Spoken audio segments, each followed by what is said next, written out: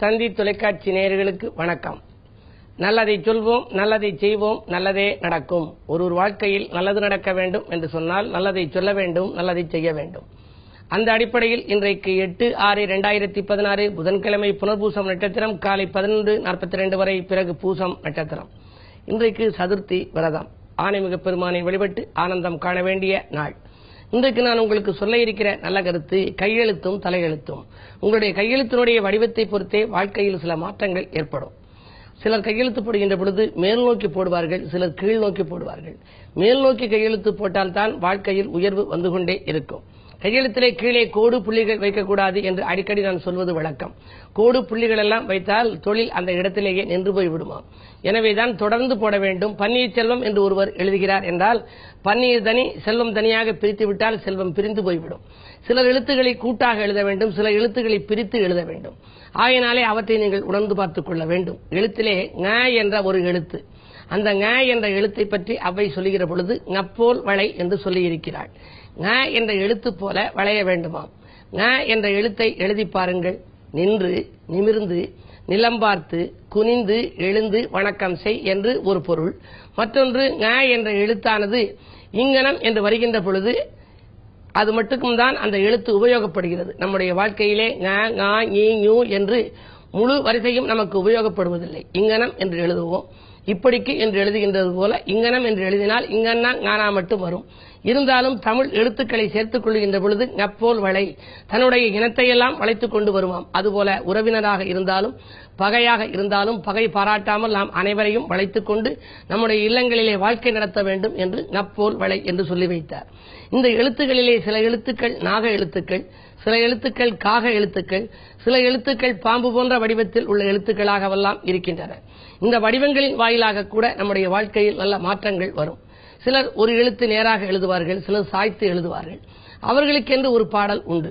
ஓரெழுத்து நேராயும் ஓரெழுத்து சாய்ந்தும் ஒரு பக்கம் கோணலென உள்ளதாயும் யார் எழுதுகின்றாரோ அன்னாரெல்லாம் யாவரையும் நம்பி மிக துன்பம் கொள்வார். திடீர்னு யாரையாவது பார்த்தா உடனே நம்பிடுவாங்க, நம்பி செயல்பட்டு பணத்தை கொடுத்து இழந்துருவாங்க. அவங்க எப்படிப்பட்டவங்க அப்படின்னா, ஓரெழுத்து நேராயும் ஒன்று சாய்ந்து ஒரு பக்கம் கோணலென உள்ளதாயும் யார் எழுதுகின்றாரோ அன்னாரெல்லாம் யாவரையும் நம்பி மிக துன்பம் கொள்வார். ஏறெடுத்தும் பார்க்காத நிலைத்த உள்ளம் இயற்கையிலே கொள்வார்கள். ஏற்ற தாழ்வு போர் தொடுத்து கொண்டிருக்கும். சொன்ன சொல்லை பூ உலகில் நிலைநாட்டும் சக்தி இல்லார். சொன்ன சொல்ல காப்பாற்ற முடியாதான். அவர்கள் செயல் வீரர்களாக இல்லாமல் சொல் வீரர்களாக இருப்பார்கள். அதை செய்கிறேன் இதை செய்கிறேன் என்று சொல்லிவிட்டு செய்ய மறுத்து விடுவார்கள், அல்லது செய்ய இயலாமல் போய்விடுவோம். அவர்களுடைய வாழ்க்கையிலே ஏற்றமும் இரக்கமும் இருக்கும். இப்படி எழுத்தை அடிப்படையாக வைத்து கூட ஒருவருடைய குணங்களை நீங்கள் அறிந்து கொள்ள இயலும். உங்கள் நண்பர்களோடு நீங்கள் பழகுபவர்களின் எழுத்துக்களை ஆராய்ந்து பாருங்கள். உங்கள் குணத்துக்கு ஏற்றதாக இருக்கிறதா, இல்லை என்றால் அவர்கள் குணம் எப்படி என்பதை அறிந்து அதற்கேற்ற விதம் நீங்கள் அனுசரித்து சென்றால் உங்கள் வாழ்க்கையிலும் மறுமலர்ச்சி ஏற்படும் என்ற நல்ல கருத்தை தெரிவித்து இனி இன்றைய ராசி பலன்களை இப்பொழுது உங்களுக்கு வழங்கப் போகின்றேன். மேசராசி நேயர்களே, ஆனைமுகனை வழிபட்டு ஆனந்தம் காண வேண்டிய நாள். அன்றாட வாழ்க்கை நன்றாக அமையும். எடுத்த காரியத்தை எளிதில் செய்து முடித்து வெற்றி காண்பீர்கள். இடம் பூமியாலும் உங்களுக்கு லாபம் உண்டு. பழைய பங்குதாரர்களை விலக்கிவிட்டு புதிய பங்குதாரர்களை தொழிலில் இணைத்துக் கொள்ளும் சந்தர்ப்பம் கூட கைகூடி வரலாம். அதிகாலையிலேயே உங்களுக்கு அனுகூல தகவல் உண்டு. வரவு திருப்தி தரும் நாள் இந்த நாள். ரிஷபராசி நேயர்களே, நிலையான வருமானத்திற்கு வழிவகை அமைத்துக் கொள்ளுகின்ற நாள். நீடித்த நோயிலிருந்து நிவாரணம் பெறுவீர்கள். மாற்று மருத்துவத்தால் உடல்நலம் சீராகும். உறவினர்களின் ஆதரவோடு உன்னத காரியம் ஒன்றை செய்து முடிப்பீர்கள். வரன்கள் கூட வாயில் தேடி வரலாம். புத ஆதித்ய யோகம் இருப்பதனால் கல்விக்காக எடுத்த முயற்சி, கலைக்காக எடுத்த முயற்சிகளும் வெற்றி உண்டு. அரசியல் மற்றும் பொதுநலத்தில் இருப்பவர்களுக்கு திடீரென பொறுப்புகள் மாற்றப்படலாம். நல்ல பொறுப்புகள் வந்தது கண்டு மகிழ்ச்சி கொள்வீர்கள். மிதுனராசி நேயர்களே, உங்களுக்கெல்லாம் கல்யாண வாய்ப்புகள் கை நழுவி செல்லும் நாள். வரன்கள் வந்து வந்து விட்டு போகிறதே என்று கவலைப்படுவீர்கள். கடன் சுமையும் உங்களுக்கு உயர்ந்து கொண்டே செல்லலாம். ஆனால் இன்றைக்கு 2 சந்திரன் சொந்த வீட்டில் சஞ்சரிப்பதால் ஓரளவு வரவு உண்டு. திருப்திகரமாகவே இருக்கும் என்று சொல்லலாம். எடுத்த காரியத்தை எளிதில் செய்து முடிப்பீர்கள். இல்லத்தில் சுபகாரிய பேச்சுக்கள் முடிவடைவதற்கான அறிகுறிகள் ஓரளவு தென்படுகின்றன. 3 ராகு இருப்பதால் முன்னேற்ற தடைகள் ஏற்படுமோ என்று நீங்கள் கவலைப்பட வேண்டாம். ராகு கேதுக்களின் ஆதிக்கம் இருக்கின்ற பொழுது சர்ப்பசாந்தி பரிகாரங்களை செய்து கொள்வது நல்லது.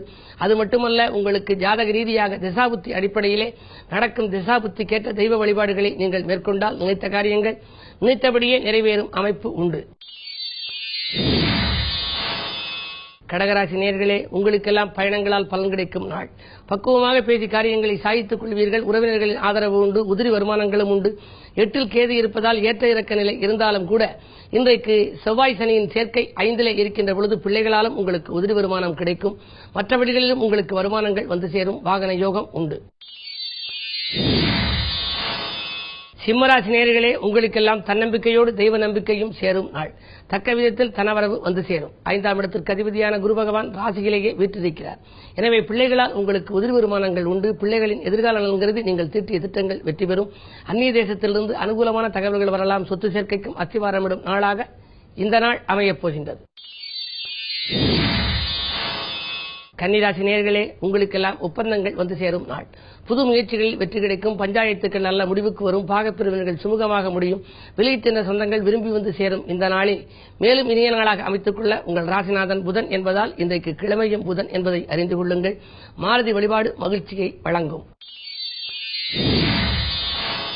துலாம் ராசி நேயர்களே, வாழ்க்கை தேவைகள் பூர்த்தியாகும் நாள். வள்ளல்களின் ஒத்துழைப்பு கிடைக்கும். மனக்குழப்பங்கள் அகலும். மதிப்பு மரியாதை உயரும். புதிய பங்குதாரர்களின் ஒத்துழைப்போடு தொழில் வளர்ச்சியை பெருக்கிக் கொள்வீர்கள். அரசியல் ஈடுபாடு கொண்டவர்களுக்கு அதிக பொறுப்புகள் வந்து சேரலாம். விருச்சிக ராசி நேயர்களே, மகிழ்ச்சி அதிகரிக்க இன்றைக்கு கணபதியை வழிபட வேண்டிய நாள். கணபதியை கைதொழுது வழிபட்டு காரியங்களை தொடங்குங்கள். சதுர்த்தி விரதம் இருப்பதன் மூலமும் உங்களுக்கு சந்தோஷங்கள் வந்து சேரலாம். தொட்ட காரியங்களில் வெற்றி கிடைக்கும். துணையாக இருப்பவர்கள் தோள் கொடுத்து உதவுவார்கள். தொலைபேசி வழி தகவல் உங்கள் தொழிலுக்கு உறுதுணையாக இருக்கும். விலகிச் சென்ற சொந்தங்கள் விரும்பி வந்து சேர்வார்கள். நட்பு ரீதியாக பழகியவர்களெல்லாம் உங்களுக்கு நன்மை செய்ய காத்திருப்பார்கள். இன்றைக்கு ஒரு இனிய நாளாகவே கருதலாம். தனுசு ராசி நேயர்களே, உங்களுக்கு சந்திராஷ்டமம். எதை செய்தாலும் யோசித்து செய்வது நல்லது. அண்டை அயலாருடன் சண்டை சச்சரவுகள் வந்து சேருகின்ற நாள். தொட்ட காரியங்கள் வெற்றி பெற வேண்டுமானால் அமைதியை கடைபிடிக்க வேண்டும். பொறுமையை கடைபிடிப்பது நல்லது. முன்கோபத்தை குறைத்துக் கொண்டால் முன்னேற்றத்தின் முதல் படிக்கு நீங்கள் செல்லலாம். என்ன இருந்தாலும் இன்றைக்கு கிழமையின் அடிப்படையில் அனுமன் வழிபாட்டை மேற்கொள்ளுங்கள். ஆனந்தமான வாழ்க்கையை அமைத்துக் கொள்ளுங்கள். மகர ராசி நேயர்களே, 8லே குருவும் ராகுவும் இணைந்திருக்கின்றார்கள். கைக்கு வந்த வாய்ப்புகள் கை நழுவி செல்கிறது என்று கவலைப்படுவீர்கள். எண்ணற்ற வாய்ப்புகள் வந்தாலும் இல்லம் தேடி வந்தும் அது கை நழுவி செல்லலாம். உறவினர் பகை உருவாகாமல் பார்த்துக் கொள்வது உங்கள் புத்திசாலித்தனம். செலவுகள் கூடுதலாகவே இருக்கும். அரசியல் ஈடுபாடு கொண்டவர்களுக்கு திடீரென பொறுப்புகள் மாற்றப்படலாம். ராகு வியாழன் 2ம் 8ல் இருக்கும் வரை நீங்கள் எதை செய்தாலும் யோசித்து செய்வது நல்லது. இன்றைக்கு கிழமையின் அடிப்படையில் நீங்களும் புதன் என்பதனாலே பெருமாளை வழிபாடு செய்யுங்கள். அனுமனை வழிபாடு செய்யுங்கள். ராமபிரான் வழிபாடும் உங்களுக்கு நன்மைகளை வழங்கும். வழிபாட்டின் மூலம் வளர்ச்சியை கூட்டிக் கொள்ள வேண்டிய நாள் என்பதை அறிந்து கொள்ளுங்கள். கும்பராசி நேயர்களே, நட்பால் நல்ல காரியம் நடைபெறும் நாள்.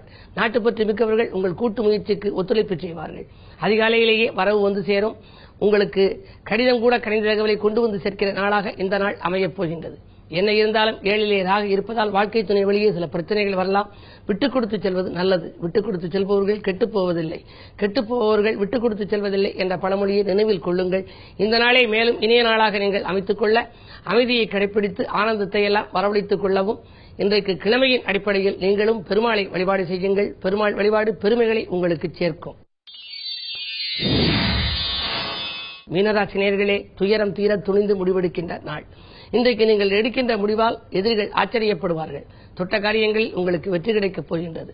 6லே குரு இருப்பதால் 6ல் குரு ஊரில் பகை என்பார்கள். எனவே அந்த பகைகளை வெல்லக்கூடிய ஆற்றல் உங்களுடைய பேச்சுக்கு உண்டு. கனிவாக பேசி காரியங்களை சாதித்துக் கொள்ளுங்கள். சொந்தங்களை அரவணைத்துக் கொள்ளுங்கள். சொத்து சேர்க்கையும் இன்றைக்கு ஏற்படலாம். இழப்புகளை ஈடு செய்ய புதிய வாய்ப்புகள் வந்து சேரும். மாலை நேரத்தில் வரும் பயணத்தால் மகிழ்ச்சி அதிகரிக்கும். வரவும் அதிகரிக்கும். மேலும் விவரங்கள் அறிய தினத்தந்தி படியுங்கள்.